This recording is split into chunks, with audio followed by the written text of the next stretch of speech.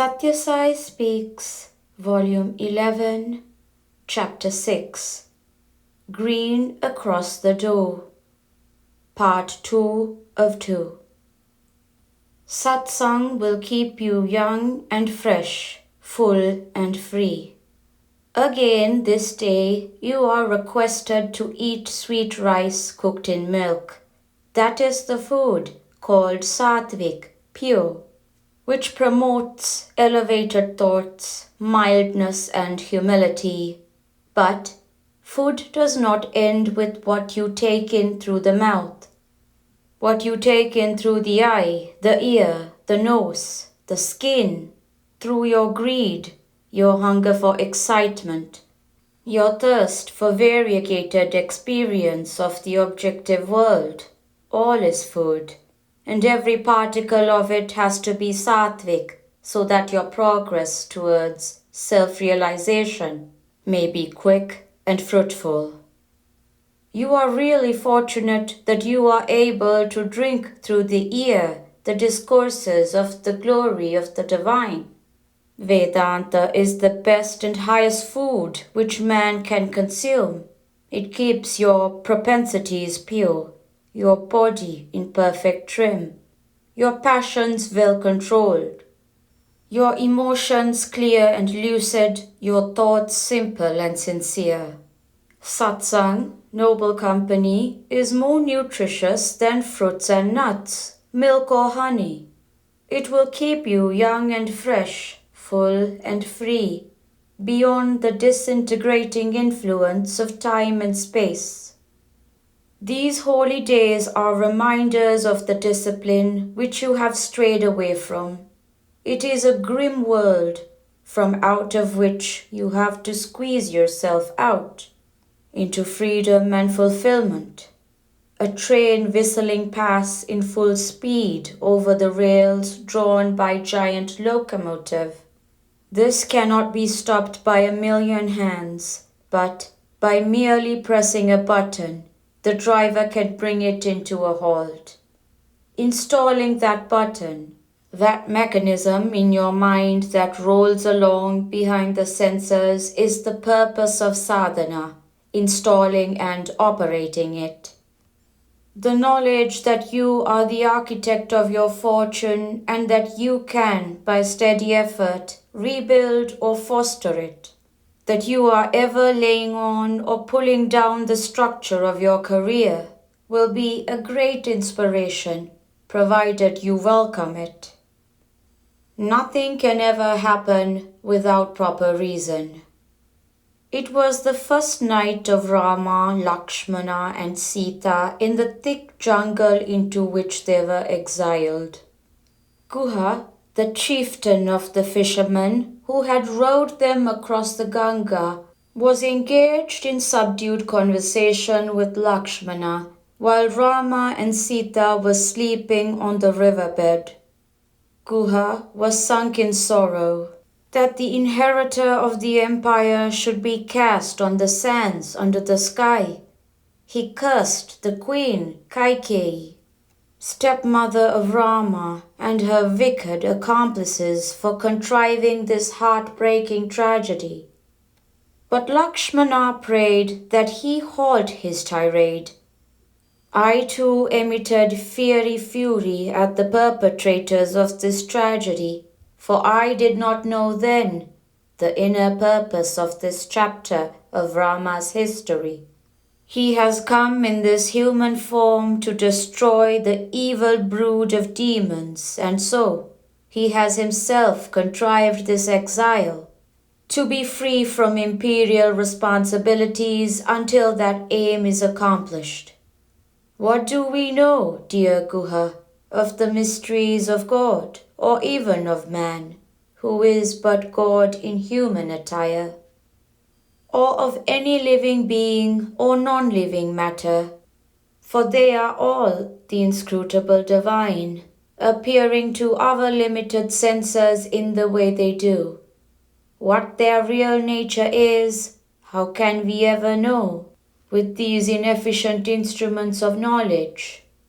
Nothing ever happens without proper reason, however accidental or mysterious they might appear. The roots go deep and are out of sight. I was telling Jack Hislop in Bombay at Dharmakshetra the same thing. The bridge towards Lanka was being built over the straits so that Rama and his army could march across to the realm of the demon king Ravana where Sita was interned. The valiant monkeys were plucking mountains and leaping vast distances in space, with those peaks hoisted on their shoulders so that they could be thrown into the sea to create a passage for Rama. The monkeys had formed a queue all the way from the Himalayas down to the southernmost point, where the bridge was fast coming up. When the causeway was completed, word went fast along the queue that no more hills are needed, and each monkey placed on the ground, wherever it stood, the hill it had on its shoulder at the time. Inanimate things too have emotions. One hill, however, did not sit quietly. It started bewailing its fate. Why was I removed from where I was, and why am I now refused? Alas, I was elated that I was destined to serve a divine purpose. I was overjoyed that the armies of Rama and Rama himself will walk over me. Now I am neither there nor where I was. It shed profuse tears. News reached Rama, and his compassion was great. He sent word that his next avatar, when he will come again upon his mission in human form, he will certainly bless the sorrowing hill. This was the Govardhana peak which Rama, as the boy Krishna, lifted on his little finger and held aloft for full 7 days in order to save the cowherds of Gokul from the deluge of rain that Indra dared inflict on them. I related this story to Jack Hislop when he asked me whether inanimate things too had emotions and feelings of disappointment and despair. During the occasion at Dharmakshetra, I asked to have 100 saris be brought, so that I could select some for distribution to the women workers at Anantapur, who are helping build the Sathya Sai college there. I selected 96 and asked the rest to be returned to the shop. The 4 saris were kept aside and the 96 were placed in my room. Later, when I passed the table, on which the 4 discarded saris were kept, Hislop was standing by the side of that table. He noticed that the cardboard box, which contained the 4, was dripping tears.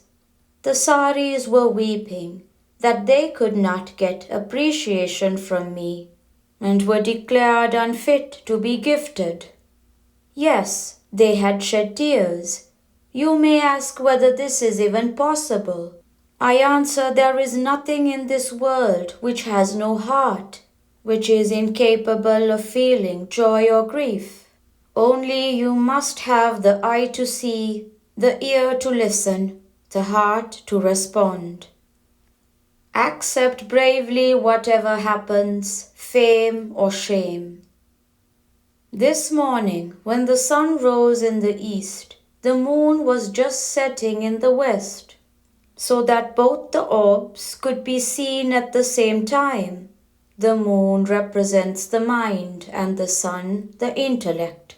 Both must be balanced in a disciplined way. It should not be one or the other, emotion or intelligence, but emotion held back by intelligence. Then you will not be carried off your feet by gusts of fear or fury, fancy or frivolity. You will accept bravely whatever happens, fame or shame. Welcome every happening with a yes. I always say yes, yes, yes, whether it is praise or blame, ill or well. You are in the seesaw in two moods, anger, exaltation, pride, self-condemnation, altering joy and grief. Bhishma, whom one should remember on this Uttarayana day, felt the bed of arrows on which he lay to be cozy as a bed of roses. He had accepted it of his own choice, and so he felt no pain. I accepted the inflamed appendix of a devotee as a consequence of the love I bore him. And so, though everyone, including the doctors, said I must have excruciating pain, I did not feel it. Bhishma said yes to all that happened. It was the will of the God within, the God without whom nothing can ever happen. Adore God, offering Him your deeds, words, thoughts. The sun takes the northern path from today, the higher path. So the children too have to follow the footsteps of the parent.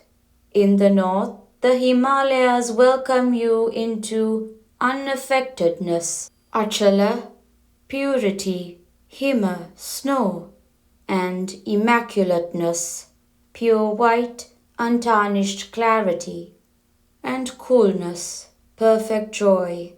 Whenever the mind yearns for and pursues these four gains, it is on the northern path leading to the Himalayas, the abode of the gods. It is following the sun, the splendor of intelligence. Resolve to take the first step towards the indwelling God, now, this day. That is the reason why people have hung mango leaves across their doors today, to welcome God into the home. But your home is your heart, not the brick and mortar pile where your body dwells. Hang the streamer of green across the doorsill of your heart. Enthrone the divine there and adore Him with all sincerity, offering Him your deeds, your words, your thoughts. You celebrate the Sankranti with a feast, where you prepare a dish out of green gram, rice and jaggery. The gram is Lord Vishnu.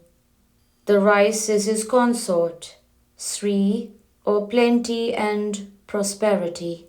And the jaggery is the principle of divine love. So it is not that dish that marks the festival. It is the contemplation of the divine that has to be established in the wayward mind. End of part 2 of 2. Prashanti Nilayam, January 14th, 1971. Be like the lotus, unattached to the slush where it is born and the water in which it is bred. The merits and demerits earned in past births is the slush where the jivi, individual soul, is born. Maya, or the enticing illusion called the world, is the water which sustains. But do not allow that enticement to affect you. Be above and beyond the earthly attachments like the lotus. Know that though you may be in it, you should not allow the world to get into you and affect your sense of values. Sri Sathya Sai Baba.